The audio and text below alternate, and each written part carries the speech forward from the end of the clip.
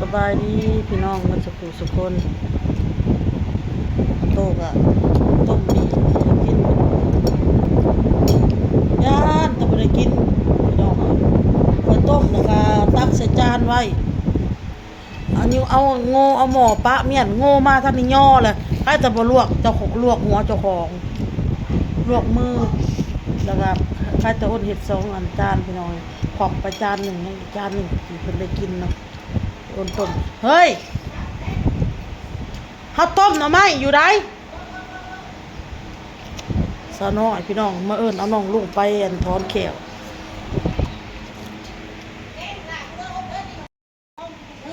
เฮ็ดตัวหัวอ่ะคือบ่เข้ามาแล้วเอิ้นบ่เวิร์กบักเมฆป้าไว้น้ำเฮาบ่ป้าไว้น้ำเฮาก็ได้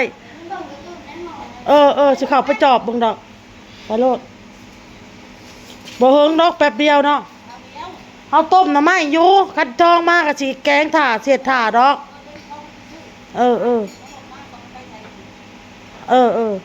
จักไปใส่พระเจ้าว่าไปซื้อน่ะก่อนว่าถามหาสาวจุนจักไปใส่หน่อไม้เฮาก็ต้มสิจืดแล้วล่ะพี่น้องคนก็จะมาทำการแกงเด้อพี่น้องเด้อบาดนี้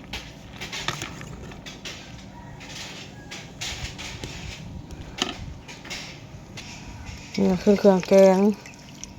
ก็มีเฮ็ดอันนี้เจ้าเฮ็ดหยังบ่ฮู้เอิ้นพี่น้องอันนี้มักบวบมัก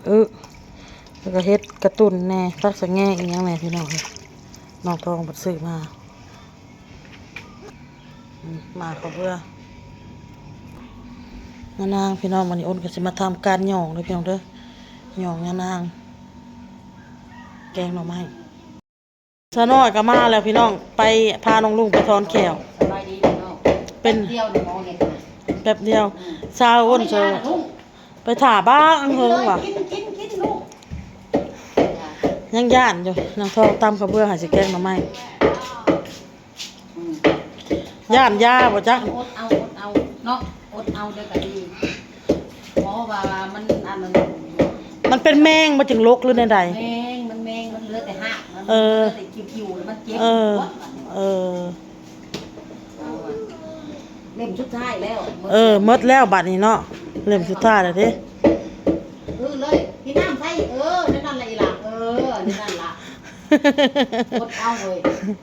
ถือว่ามันเก่งได้เก่งอยู่มันบ่ได้อ่านในเขาฉีดอันยาเบิ้ลเข้าไป2 เข็มหรือ3 เข็มกูได้บ่แล้วเฮ็ดจุดบัดเดียวเลยเดียวนึงเขาก็งัดซ้ายงัดขวาแล้วก็ดึงออกเลยตามน้องลุงเนี่ยแป๊บเดียวน้องลุงเนาะไม่ได้งัดเลยบ่ไม่ได้งัดจริงงัดใช่งัดขวาเฮาเห็นแม่เฮาไปอันลกนั่นเขางัดซ้ายงัดขวาหมอเด้อหมอนี่ฮะมือเบาบ่ลุงเนาะมือเบาหมอนี่วัยรุ่นเด็กน้อยนะวัยรุ่นอยู่ไหนบ่ได้เข้าจักทีหมอเจ็บหมอวัยรุ่นหมอแขวนี่เขาเฮ็ดคักคลินิกเราสะอาดเลยบ่ได้เอาคลินิกเราค่ะอยู่ทางเขาพงเฮียนมัธยมเด้ถ้าเขาเฮือนไก่เหรอบ่แล้วอยู่พังนั้นเด้ป้ายเขียวเฮาพาอีแม่ไปโรคกะหั่นแหละไปโอนพาไปโรคบ่อนได้ซะมองนี้มันไปน่ะเขาเจ้าอันแทงแขวเพิ่นเขาแย่มันบวมซื่อๆบ่แล้วก็ปวดแล้วบัดนี้ก็แล้วก็ปวดแล้วบัดนี้เฮาพาแม่เฮาไปโรคกะอยู่หั่นแหละแป๊บเดียวนึงได้เขาเฮ็ดน่ะฮะแล้วล่ะบ่ว่าแล้วละ3 เล่มฮะ3 เล่มบ่ว่าว่า3 เล่มเอาออกเลยหากมันไปซ้ายไปขวาดิแกงหน่อไม้ก่อนพี่น้องไอ้น้องทองเพิ่นกะตำกับบุกกับเบื่อให้แล้วนี่น้ำนี่น้องเดี๋ยวนางไปบ่มให้เราไข่ทองบัดนี้สะอุ่นก็สิเริ่มแกงเลยจ้ากินมีแล้วต้องไว้พนักเพชรแล้วไว้ให้เปียกตัวลูกมาสิไว้เริ่มสิแกงเลยพี่น้องแกงแบบธรรมชาติเอาน้ำมานี่ได้น้ำมาแกงบ่ใส่หยังใส่แต่อันเครื่องแกงเนาะพี่น้องเนาะสะแงงเนาะพี่น้องเนาะหมักเฮ็ดแหน่พวกนั้นแหละหมูบ่ได้ใส่พี่น้องเอาว่าข้างๆเลยไปกินบัดเนี่ยมื้อนี้โซนน้อยแกงสิกินเด้อพี่น้องเลือกเอามาบวกใส่บวกกับบังให้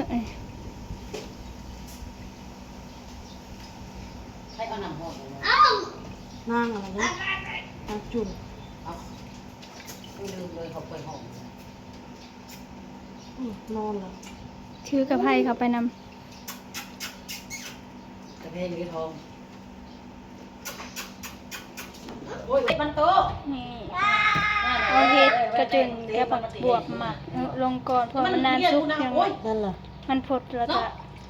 ไม่แต่ปรุงแล้วก็ใส่เลย หมักหมาเนาะ ใส่ผักแห้งแล้วก็เรียบร้อยน้ำเพิ่น เลยเลยโต ตัวนี้มันเย็นหอนนี่ตัวนี้เฮาใส่ก้อนตัวนี้ค่ะ มันสุกช้าเลย มันสุกซ่า เราก็ต้องเอาใส่พร้อมกับน้ำพดเลย ใส่พร้อมกันค่ะ บัดนี้ซ้อนก็สิเริ่มปรุงเลยจ้าใส่ปรุงนัวลงไปเพิ่น สลายแซ่บหลายอันนี้สิมาต้องปลาแดกใส่ ใส่ปลาแดกลง ปลาแดกก็บ่มีตอนหรอกมีแต่น้ำ ใส่เพิ่น กินมันหลวงขนาดเลยยำมันเค็มนะทองใส่อันนี้พอต้องปลาแดกใส่ยำมันเค็มเต็มที่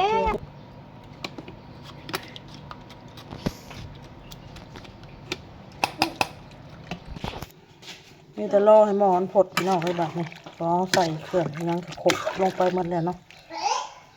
ใส่หมด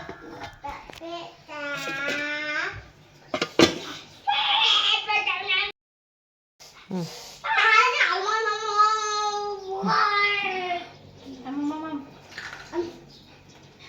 บ่กินแหละเท่ากินดี เฮ็ดดีๆกินดีๆ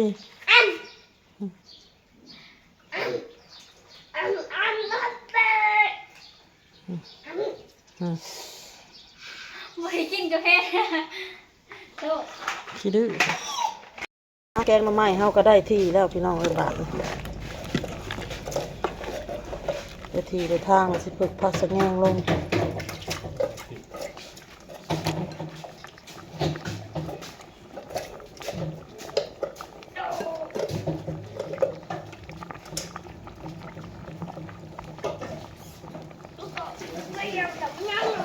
อะไรผมนัวมันพืชมาไปซื้อหั่นแค่คนเนาะคนเนาะ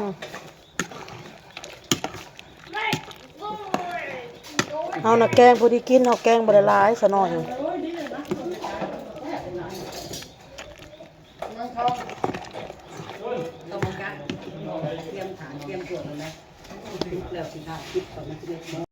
เอาตังมาเลยครับ มาตังมาครับ ตัก นี่เราบอกเขาเดียวเจ้าตั้งนี่เขา บ่ได้หนึ่งบ่นี่ ๆหนึ่งเอาหนึ่งเรา